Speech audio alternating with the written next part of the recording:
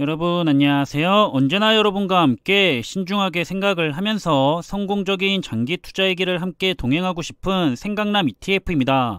오늘은 미국 증시에 이어서 국내 증시도 얼어붙은 투자자들의 마음이 그대로 반영된 아쉬운 하루였는데요. 그럼 오늘 국내 시장의 내용을 정리해보면서 간단하게 시장의 주요 이슈들도 한번 살펴보겠습니다. 오늘 국내 코스피 지수와 코스닥 지수는 전쟁에 대한 우려가 높아지는 가운데 투자자들의 투자 심리가 얼어붙은 채로 처음부터 끝까지 좋지 않게 흘러가면서 아쉽게도 하락으로 마감을 했습니다. 일자별 매매 현황을 보면 오늘은 개인과 기관들은 매수세를 보였지만 외국인들이 홀로 순매도를 하면서 증시를 끌어내린 모습이고요. 오늘 하루 동안 개인들은 1843억 원을 순매수했고 기관도 660억 원을 순매수했지만 외국인들은 2645억 원을 순매도했고요. 연기금도 168억 원을 순매도한 모습까지 볼 수가 있습니다. 그리고 원달러 환율은 다시 1200원을 목전에 두고 있는데요. 0.17%가 상승한 1199원을 보이고 있고요. 따라서 국내에 상장되어 있는 환해지가 적용이 되지 않은 해외 추종 ETF들은 그만큼 환율에 의한 상승의 이득은 있었다는 사실을 참고하시면 되겠습니다. 그럼 오늘도 우리 투자자들이 이미 투자를 하고 있거나 투자를 위해 관심을 많이 가지고 있는 국내에 상장된 분야별 주요 ETF들의 성과를 살펴보려고 하는데요. 오늘은 흐름이 매우 혼잡하게 흘러간 것 같습니다. 그래도 미국의 기술주에게 투자하는 미국 나스닥 100 ETF와 상위 기업에게 더 집중적으로 투자하는 미국 테크 탑10 ETF는 상승을 한 모습이고요. 나머지 주요 ETF들은 모두 하락하고 마무리가 됐습니다. 다음은 반도체와 관련된 ETF들인데요. 4차 산업의 필수 기술이기 때문에 투자의 한 종목으로 가져가는 데 있어서는 여러모로 부족함이 없는 투자자들에게 인기가 많은 분야죠. 오늘은 국내 반도체 기업을 대상으로 투자하는 ETF 상품만 모두 하락을 했고요. 대표적인 글로벌 반도체 ETF 두 종은 모두 상승을 한 모습이고, 그리고 오늘 중국 시장이 매우 좋았었는데요. 그래서 그런지 중국의 반도체 ETF가 거의 4% 가까이 상승하고 마무리를 했습니다. 다음은 미래자동차와 관련된 ETF들인데요. 역시나 투자자분들이 많은 관심을 가지면서 투자를 하고 있는 분야들입니다. 여기서도 아쉽게 국내 2차전지와 관련된 테마 ETF들은 모두 하락을 하고 마무리를 한 모습이고요. 오늘 중국 시장이 좋았던 만큼 차이나 전기차 ETF가 4.5% 이상 상승을 했고, 그런 중국 기업을 50% 가까이 담고 있는 글로벌 2차전지 ETF 역시 2.14%가 상승한 모습을 볼 수가 있습니다. 그리고 오늘 상장된 글로벌 자율주행 ETF인데요. 킨덱스 G2 전기차인 자율주행 액티브 ETF가 상장한 첫날부터 0.7% 상승한 모습도 볼 수가 있고요. 기존의 자율주행 대표 ETF인 해외의 DRIV ETF에 해당하는 타이거 글로벌 자율주행인 전기차 솔렉티브 ETF와의 앞으로의 성과에 대한 비교가 궁금해지고 있습니다. 다음은 메타버스와 클라우드 그리고 혼합 테마와 관련된 ETF들인데요.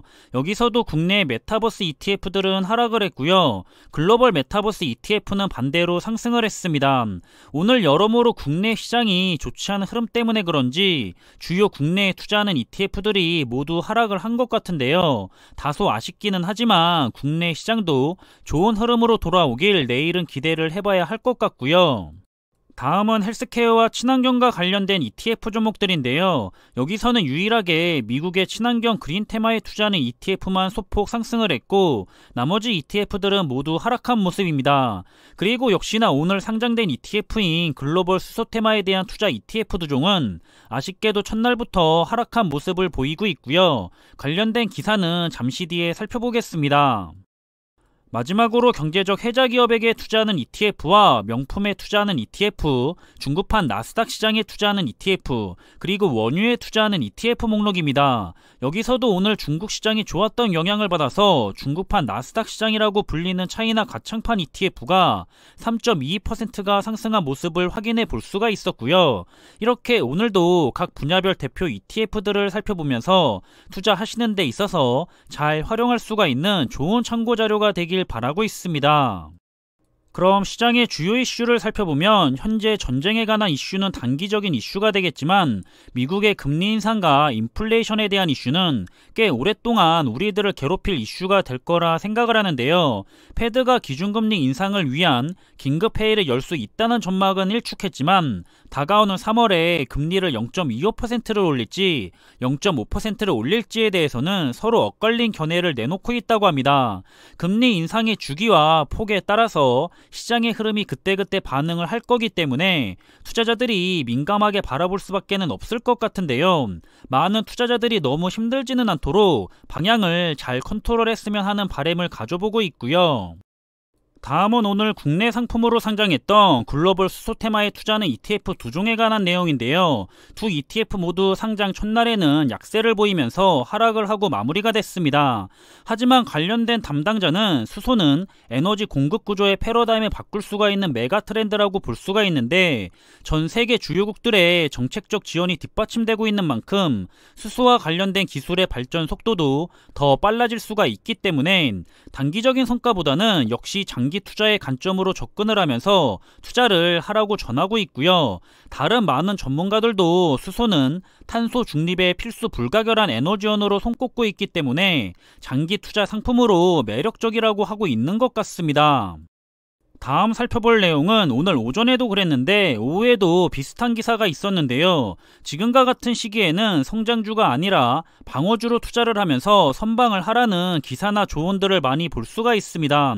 그런데 저는 이 부분에 대해서는 조금 다른 생각을 가지고 있는 게 이론적으로는 그때그때 상황에 맞게 투자를 하게 되면 누구나 쉽게 부자가 됐을 것 같은데요. 그것을 못 해내기 때문에 항상 수많은 개인 투자자들이 투자로 실패를 했다고 생각을 하고 있고요. 미리 들어가 있는 게 아니라 흐름에 따라 옮겨 다니면서 타이밍 매매를 하면 항상 훨씬 많은 숫자의 투자자들이 실패했다는 통계는 언제나 나오고 있기 때문에 더 그런 것 같습니다.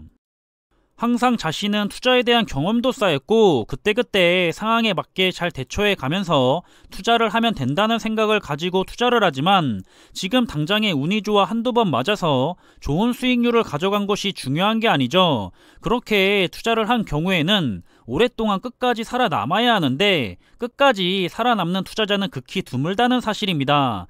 그리고 대부분은 좋은 수익률을 보지도 못하고 곧바로 큰 손해를 보는 경우가 훨씬 더 많고요. 이번에만 그랬을까요? 과거에도 계속해서 그랬고요. 그 좋았다던 2020년이나 작년인 2021년에도 그랬고 항상 주식 회전율과 성과에 대한 통계를 보여주면서 투자자들이 왜 주식 회전율이 높으면 투자에 실패를 한다는 것인지 결과로 보여주고는 했습니다.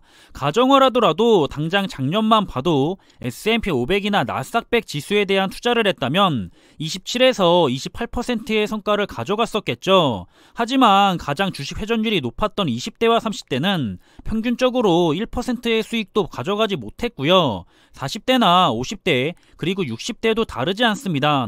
20대 30대보다 주식 회전율이 낮았을 뿐이지 굉장히 높은 주식 회전율을 보였었고요. 결국 모두 평균 2에서 3%밖에는 챙겨가지 못했죠. 이게 수시로 주식을 샀다가 팔았다 하는 타이밍 매매의 현실이며 결과고요. 매년 다르지 않았었습니다.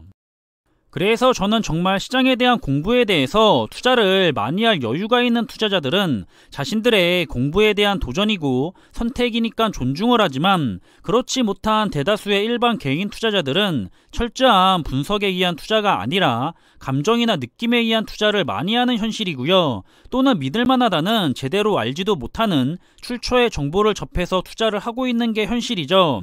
할 수 있을 것 같아서 해보는 거겠지만 현실은 앞선 통계를 보셔서 아셨을 거라 생각을 합니다.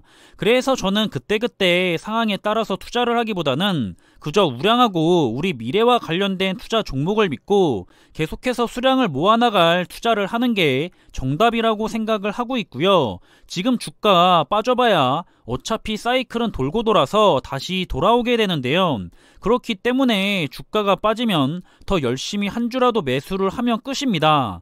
그러면 다음 상승 사이클이 오면 모은 수량만큼 이득을 볼 수가 있기 때문에 손해도 없다고 생각을 하고요. 그저 마음 편히 모아만 가면 되기 때문에 상황에 따라서 샀다가 팔았다를 반복할 필요가 없게 되는 거죠. 결국 저는 투자에서 좋은 성과를 거둘 수가 있는 투자자들은 소수의 투자자들만이 좋은 종목에 투자를 하면서 인내심을 가지고 누가 더 오랫동안 투자를 해서 복리 효과를 극대화할 수 있느냐로 판가름이 난다고 보고 있고요. 저는 저를 비롯해서 여러분들 모두가 그런 좋은 종목에 오랫동안 적립식 투자를 이어가면서 좋은 성과를 거둬갈 수가 있는 소수의 승리하는 투자자가 되기를 바라고 있습니다.